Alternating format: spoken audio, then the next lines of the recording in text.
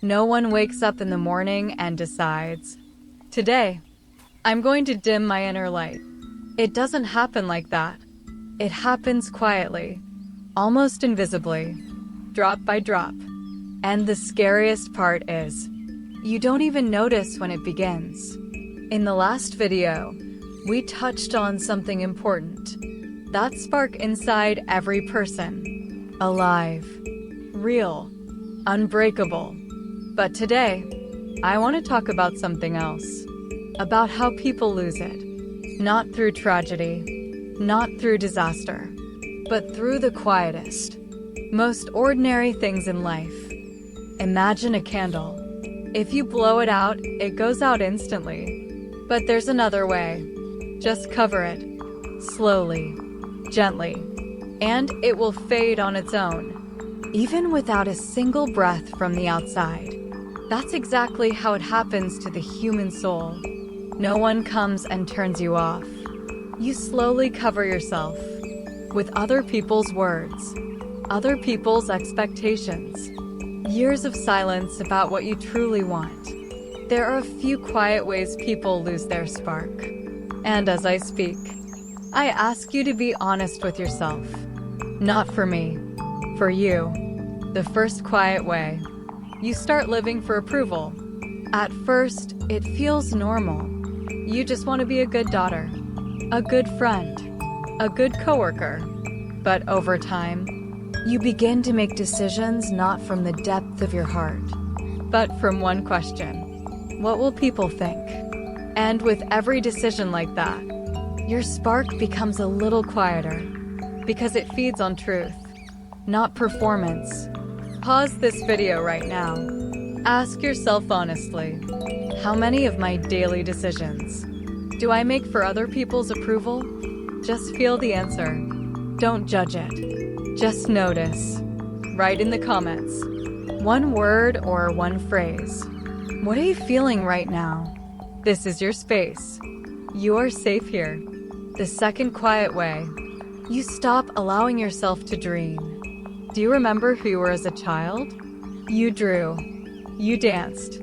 You created entire worlds.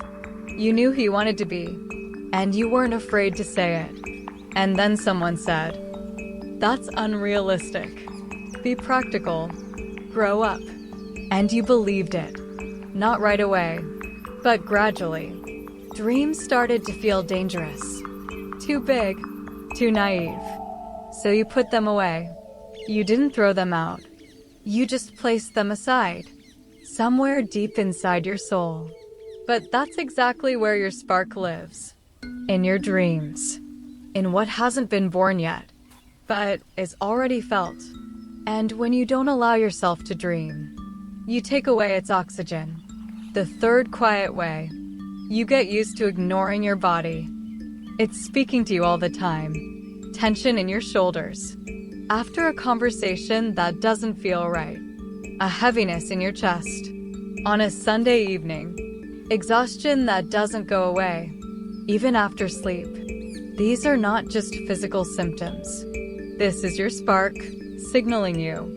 It's saying, something isn't right. Pay attention. But we've learned to silence these signals. With coffee, with scrolling, with constant busyness. And the longer we ignore it, the quieter that voice becomes. Go back and listen to this moment again. Let these words sink deeper. The fourth quiet way. You stop being true to what you feel. Someone hurts you, and you say, "I'm fine." Something inside you screams, "No." And you say, "Okay."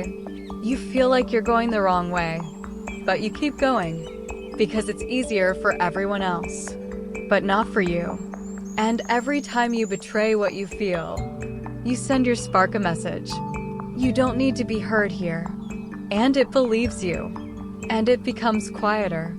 But this is where the most important part of today begins. I'm not telling you this to scare you. I'm telling you this because understanding is the first step to healing. You can't change what you don't see. And now you see it. And that means only one thing. Your spark is still alive. Alive enough to bring you to this video. Alive enough for you to feel these words. A dead spark doesn't respond. A living one does. Now I want to give you one simple practice. It's called pause and signal. For the next 3 days, 3 times a day, stop for 60 seconds and ask yourself, what is my body and my heart trying to tell me right now? Don't analyze. Don't fix. Just listen. And if something comes, write it down. This is not meditation. This is not something complicated. This is simply bringing your attention back to yourself. Because your spark doesn't need big rituals. It only needs your attention. There is one sentence that came to me one morning, and I want to leave it with you. Pause. Write it down, or just feel it. You didn't lose yourself forever. You just haven't paused long enough to listen. That's it. You don't need to destroy anything. You don't need to change everything overnight. Just stop and listen. Your spark will guide the rest. If today's video touched you, if even one of these 4 things resonated with you, write in the comments. I hear myself. This is not just a phrase. It's a promise to yourself. Stay close. We're just beginning this journey. And in the next video, I'll show you how to protect your spark. Step by step, quietly, but with strength. Subscribe to the channel, like the video, and leave a comment. This is our exchange of energy.